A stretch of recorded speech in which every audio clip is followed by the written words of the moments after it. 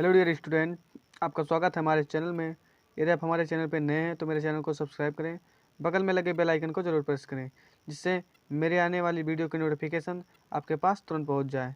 तो दोस्तों, आज मैं क्लास 10th यूपी बोर्ड की परीक्षा तो आने ही वाली है, आपको पता ही है। लेकिन दोस्तों, मैं आपको कक्षा 10 के हिंदी का प्रश्न पत्र आपको दिखाने वाला हूँ, कैसे आता है, आपको कैसे लिखना है, कैसे सॉल्व करना है। तो दोस्तों, तो चलिए वीडियो की तरफ।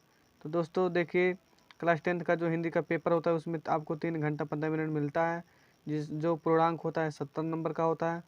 तो दोस्तों, जो 15 मिनट पहले मिलता है उसमें आपको विद्यार्थियों को क्या करने के लिए मिलता है, विद्यार्थियों को मिलता है कि उस प्रश्न पत्र को पढ़े, समझे, क्या लिखना है, क्या करना है, क्या नहीं करना है।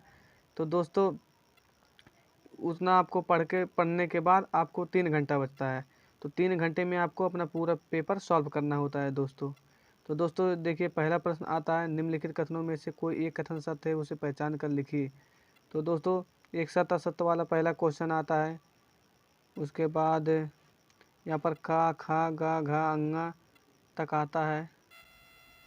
रीतकाल की विशेषता, दोस्तों देखिए, दूसरा प्रश्न है, रीतकाल की 2 विशेषताएं लिखिए या फिर रीतकाल की 2 प्रवृत्तियां लिखिए। ये दोस्तों, ये प्रश्न हमेशा आता है, क्योंकि दोस्तों आप कितना भी मॉडल पेपर उठाकर देखेंगे तो ये जो प्रश्न है हमेशा रिपीटेड क्वेश्चन है ये। देखिए दोस्तों, फिर आपको खा नंबर देखिए कैसा है, कामायनी तथा लोकायतन महाकाव्यकार का नाम लिखिए। फिर गा नंबर है, मैथिली शरण गुप्त की किसी एक रचना का नाम लिखिए। तो मैथिली शरण का गुप्त का एक रचना है जयद्रथ वध। तो दोस्तों तीसरा प्रश्न है, निम्नलिखित गद्यांशों में से किसी एक के नीचे दिए गए प्रश्नों का उत्तर दिए। तो दोस्तों, निम्नलिखित गद्यांश देखिए, गद्यांश दिया रहता है, उसमें से आपको उसका उत्तर देना पड़ता है। देखिए दोस्तों, ये जो गद्यांश है, उसके बाद दोस्तों अथवा करके भी दिया है, देख लीजिए दोस्तों। उसके बाद आपको इस पेज को मैं पलटता हूँ। तो दोस्तों देखिए, मैंने पेज को पलट दिया है। तो देखिए इस तरफ दोस्तों देखिए, गद्यांश के पाठ और लेखक का नाम लिखिए। जो गद्यांश लिखा है उसमें से आपको पाठ का नाम लिखना है और फिर उसमें लेखक का नाम लिखना है। फिर उसकी जो इसमें रेखा किया गया है, रेखांकित अंश की व्याख्या, यानी कि जो रेखा किया गया है उसका आपको व्याख्या करना है। तो दोस्तों तीसरा प्रश्न क्या है, लेखक के अनुसार चित्रों में वर्णित महल में किसका दौर चल रहा था। तो लेखक के अनुसार उसका प्रश्न का उत्तर देना है दोस्तों। फिर चौथा प्रश्न आता है, निम्नलिखित पद्यांशों का संदर्भ अर्थ सहित अर्थ लिखिए। यानी कि जो चौथा प्रश्न होता है उसमें से आपको पद्यांश जो दिया रहता है, फिर उसका संदर्भ लिखना है, आपको अर्थ भी लिखना है। तो देखिए, उधो मन्ना भय 10-20, एक होते सो गए श्याम संग, को और आधे ईस, इंद्र शिथिल भई केसो बिन, ज्यो देहि बिनु शीस, आशा लाग रहा तन श्वासा, जीव है कोट बरिस, तुम तो सखा श्याम सुंदर के सकल जोग के ईस, सूर हमारे नंद नंदन बिनु और नहीं जगदीश। दोस्तों ये देखो, ये भी बहुत ही इम्पोर्टेंट पद है दोस्तों, जिसको आपको करके ज़रूर जाना है, क्योंकि दोस्तों ये जो पद्यांश है वो एग्ज़ाम में आने की इसकी बहुत ज़्यादा संभावना है। तो दोस्तों आप इसको पढ़ लीजिएगा। फिर दोस्तों अथवा करके दिया रहता है, सच्चा प्रेम वही है जिसकी तृप्त आत्मबल पर हो निर्भर। दोस्तों आपको इसको भी आपको कर लेना है अच्छे से, उसके बाद आपको जाना है। फिर दोस्तों 5वां प्रश्न आता है, निम्नलिखित अवतरण का संदर्भ सहित हिंदी में अनुवाद किया। यानी कि एक संस्कृत में वाक्य लिखा रहेगा, आपको उसका संदर्भ सहित उसका अनुवाद भी करना है दोस्तों। इसमें भी 2 क्वेश्चन रहेगा अथवा करके, उसको आपको लिखना है। फिर दोस्तों, निम्नलिखित में से किन्हीं 2 प्रश्नों के उत्तर संस्कृत में दीजिए। प्रश्न दिया रहेगा, आपको संस्कृत में उसका उत्तर देना होगा दोस्तों। दोस्तों 6वां प्रश्न देख लीजिए, निम्नलिखित में से किसी एक लेखक का नाम, जीवन परिचय दीजिए तथा उनकी 2 रचनाओं के नाम लिखिए। तो दोस्तों जो 6वां प्रश्न है उसमें से आपको 2-3 दे देगा लेखक का नाम, उसमें उनके जीवन परिचय होता है, उनकी रचना का नाम लिखना होता है। तो दोस्तों जयशंकर प्रसाद, रामचंद्र शुक्ल, डॉक्टर राजेंद्र प्रसाद, ये तीनों बहुत ही important, very very most important है दोस्तों, क्योंकि ये हमेशा पूछा जाता है। उसमें से 3 याद कर लेंगे, एक ज़रूर एग्जाम में फंस जाएगा दोस्तों। तो दोस्तों फिर ये ख़त्म हो गया ये पेज। फिर दूसरे पेज पे चलते हैं दोस्तों खा नंबर देखिए, निम्नलिखित कवियों में से किसी एक का जीवन परिचय लिखिए तथा उनकी 2 प्रमुख रचनाओं के नाम लिखिए। दोस्तों उसी में 6वें का खा जब आएगा दोस्तों, तो उसी में कवि का जीवन परिचय दीजिए तथा उनके रचना का नाम लिखिए। देखिए दोस्तों, तुलसीदास हुए, सूरदास हुए, सुमित्रानंद पंत, रमेंद्र त्रिपाठी, ये सब बहुत ही इंपॉर्टेंट है दोस्तों। जीवन परिचय इन लोगों का याद करके ही जाइएगा और साथ में 2-2 3-3 रचनाएं भी याद कर लीजिएगा दोस्तों, क्योंकि ये सब हमेशा आता है। तो दोस्तों 7वां प्रश्न देख लीजिए, करुण रस की परिभाषा लिखिए तथा एक उदाहरण भी प्रस्तुत कीजिए।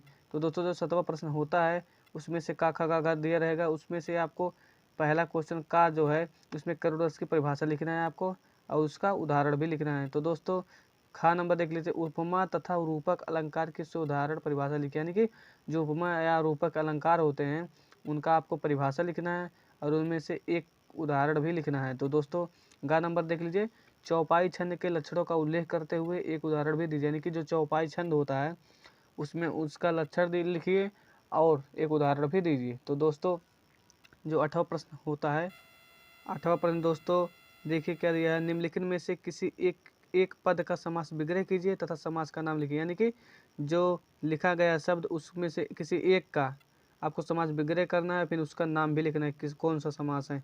दोस्तों खा नंबर देख लीजिए, उसमें निम्नलिखित मुहावरों तथा लोकोक्तियों में से किन्हीं दो का अर्थ स्पष्ट करते हुए अपने वाक्य में उनका प्रयोग कीजिए, यानी कि जो खा नंबर है उसमें से मुहावरा दिया रहेगा, फिर उसका आपको किसी शब्द में उसका प्रयोग भी करना होता है। दोस्तों देखिए, ईंट का जवाब पत्थर से देना, डूबते को तिनका सहारा, कमर कसना, ये सब दोस्तों इंपॉर्टेंट, क्योंकि आपको 10-12 तो जब याद मतलब पढ़ लेंगे आप तो उसमें से एक जरूर फंस जाएगा दोस्तों, क्योंकि देखिए इसमें से सिर्फ एक ही लिखना है, तो दो लिखना है, यानी कि 2 लिखना है।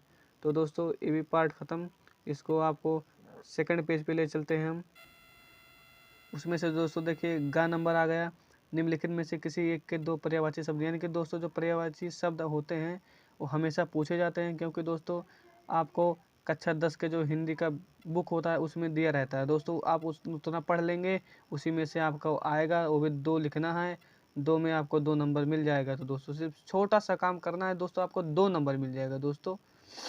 तो दोस्तों घा नंबर देखिए दोस्तों, निम्नलिखित शब्दों में से किन्हीं 2 के तत्सम रूप लिखिए। दोस्तों ये भी किताब में दिया रहता है, आपको 2 का लिखना है और आपको 2 नंबर जरूर मिल जाएंगे वो फ्री में, आपको मतलब लिखना है। फिर दोस्तों अंगा नंबर देख लीजिए, निम्नलिखित में से किन्हीं 2 के विपरीतार्थक शब्द लिखिए। विपरीतार्थक शब्द लिखना है दोस्तों, इनका आनंद का क्या होता है, उठना क्या होता है, कटु का क्या होता है, साक्षर का क्या होता है। दोस्तों 4 नंबर में देख लीजिए, निम्नलिखित वाक्यांशों में से किन्हीं 2 के लिए एक एक शब्द लिखें, यानी कि जो जो शब्द लिखे गए हैं, वाक्य लिखे गए हैं, उनमें से किन्हीं 2 का एक एक शब्द लिखिए दोस्तों। हमेशा ये सब आता है दोस्तों, आपको पढ़कर जरूर जाना है बुक को। फिर दोस्तों 9वां प्रश्न आता है, निम्नलिखित में से किसी एक शब्द में संधि विच्छेद कीजिए और संधि का नाम लिखें। तो दोस्तों देखिए प्रत्येक हैं, तदेव, अत्यंत, ये सब शब्द लिखे रहेंगे, उनमें से उनका आपका संधि विच्छेद करना है, फिर उनका संधि का नाम भी लिखना है कि किस संधि का है। तो दोस्तों खा नंबर देख लीजिए, मति अथवा पयस शब्दों के षष्ठी विभक्ति के एक वचन रूप लिखिए। जो मति होता है उसका विभक्ति, फिर मतलब षष्ठी विभक्ति यानी कि छठवा, फिर उसका एक वचन भी लिखना है, फिर रूप भी लिखना है। फिर दोस्तों गा नंबर देखिए, तत् अथवा इसमत शब्द के चतुर्थी विभक्ति के एक वचन का रूप लिखिए, ये भी आपको बुक में मिल जाएगा। तो दोस्तों पच अथवा हस का धातु लकार पुरुष और वचन बताइए दोस्तों, ये भी आपको बुक में मिल जाएगा। दोस्तों 10वां प्रश्न आ जाता है, निम्नलिखित विषयों में से किसी एक पर निबंध लिखिए। तो दोस्तों 10वां जो प्रश्न होता है उसमें निबंध आता है लिखने के लिए, आपको 8 नंबर मिलेगा एक निबंध लिखने के लिए। देखिए दोस्तों आपको एक ही लिखना भी है।